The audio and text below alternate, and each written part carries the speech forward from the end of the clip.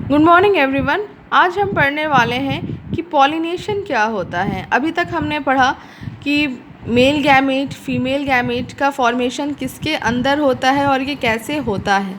अब हम पढ़ेंगे कि इनका ट्रांसफ़र कैसे होता है।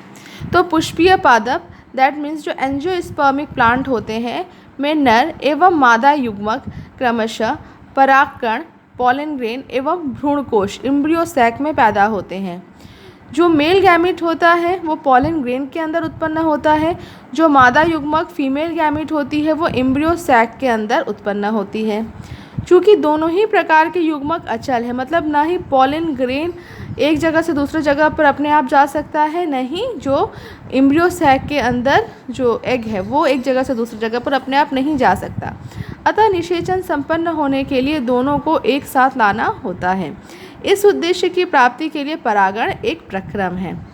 पराग कणों मतलब जो पॉलन ग्रेन होते हैं जब वो एंथर जब मैच्योर हो जाता है, दैट मीन्स पराग कोश से झड़ने के पश्चात का स्त्री केसर के वर्तिकाग्र तक स्थानांतरण या संचारण को परागण पॉलिनेशन कहा जाता है। समझ में आया कि पॉलिनेशन क्या होती है।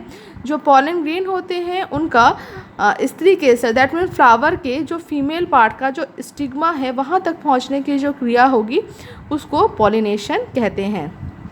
पराग के स्रोत को ध्यान में रखते हुए परागकण के स्त्री केसर पर पहुँचने की क्रिया को अर्थात परागण को 3 प्रकारों में बांटा जा सकता है। ये जो पॉलिनेशन होता है इसको हम फिर फर्दर 3 टाइप्स में डिवाइड करते हैं, मतलब 3 तरह से पॉलिनेशन की घटना को करवाई जा सकती है। पहला क्या है? पहला ऑटोगैमी है। ऑटोगैमी क्या होता है?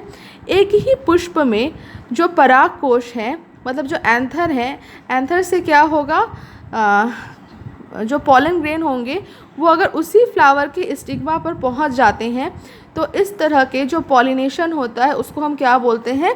ऑटोगैमी बोलते हैं। Example of some plant such as viola, oxalis and commelina है। ठीक है, फिर ऑटोगैमी को फर्दर और हम 2 तरह में, मतलब 2 प्रकार में इसको हम डिवाइड करते हैं, कैस्मोगैमस एंड क्लिस्टोगैमस। अब कैस्मोगैमस क्या होता है? एक्सपोज्ड एंथर एंड स्टिग्मा, मतलब इसमें जो होते हैं वो फ्लावर बिल्कुल खुला हुआ होता है। अगर फ्लावर बिल्कुल खुला हुआ है तो उसको हम बोलते हैं कैस्मोगैमस। एक्सपोज्ड एंथर एंड स्टिग्मा इसमें मौजूद होते हैं। क्लिस्टोगैमस क्या होता है? Flower which do not open at all, मतलब इसमें जो फ्लावर होते हैं वो बंद होता है, इसलिए जो एंथर और स्टिग्मा होंगे वो भी क्लोज हो जाएंगे, वो एक्सपोज्ड नहीं हो पाएंगे, मतलब वो बाह्य वातावरण में आपको दिखेंगे नहीं, वो फ्लावर के अंदर मौजूद होंगे। In such flower the anther and stigma lie close to each other, मतलब जो एंथर और स्टिग्मा होते हैं बहुत पास होते हैं एक दूसरे के। There is no chance of cross pollen landing on stigma, मतलब इसमें कोई चांस ही नहीं होता कि एक फ्लावर, मतलब एक एंथर का जो पॉलन ग्रेन है वो दूसरे फ्लावर के ऊपर पहुंच जाए। तो इस तरह से हमने देखा कि ऑटोगैमी के कितने प्रकार होते हैं, कैस्मोगैमस और क्लिस्टोगैमस। कैस्मोगैमस क्या होता है? इसमें एक्सपोज्ड एंथर एंड स्टिग्मा मौजूद होते हैं। और क्लिस्टोगैमस क्या होता है? इसमें क्लोज टाइप के एंथर और स्टिग्मा मौजूद होते हैं। ऑटोगैमी क्या होता है? ये ऑटोगैमी के ही 2 प्रकार हैं। अगर एक ही पुष्प में, मतलब फ्लावर एक ही है और उससे पॉलन ग्रेन अगर उसी फ्लावर के स्टिग्मा पर पहुंच जाते हैं तो इसको हम क्या बोलते हैं? ऑटोगैमी बोलते हैं। एग्जाम्पल बहुत इंपॉर्टेंट है, इसको याद रखना। एग्जाम्पल कौन कौन से हैं? वायोला, ऑक्सैलिस एंड कॉमेलिना हैं। जो ये क्लिस्टोगैमस होते हैं, मतलब इनमें जब पॉलिनेशन की घटना हो जाती है तो क्या होता है? इसमें एश्योर्ड सीड सेट उपस्थित होता है। एब्सेंस ऑफ पॉलिनेशन, मतलब अगर इसमें पॉलिनेशन की घटना न भी हो तो भी क्या होगा? जो एंथर है वो आफ्टर मैच्योरिटी अपने पॉलन ग्रेन को जब वो निकालेंगे तो जब फ्लावर ही बंद है वो कहीं पर जा ही नहीं सकते, नहीं हवा के माध्यम से, नहीं जल के माध्यम से, नहीं पशु पक्षियों के माध्यम से, तो क्या होगा? जो पॉलन ग्रेन है वो उसी फ्लावर के स्टिग्मा पर पहुँचेंगे ही पहुँचेंगे। तो इससे क्या होता है? एक ही तरह के हमेशा सीड का फॉर्मेशन होता है। अब ऑटोगैमी की कुछ कंडीशंस पढ़ते हैं कि कब कब ऑटोगैमी हो सकता है। ऑटोगैमी में क्या होता है? सेल्फ गैमेट होता है, मतलब उसी फ्लावर के जो मेल गैमेट और फीमेल गैमेट आपस में फ्यूज़ करते हैं एक ही फ्लावर में। कंडीशन क्या है? Pollen should be received by stigma, जो पॉलन होते हैं उनको रिसीव करना चाहिए स्टिग्मा के द्वारा।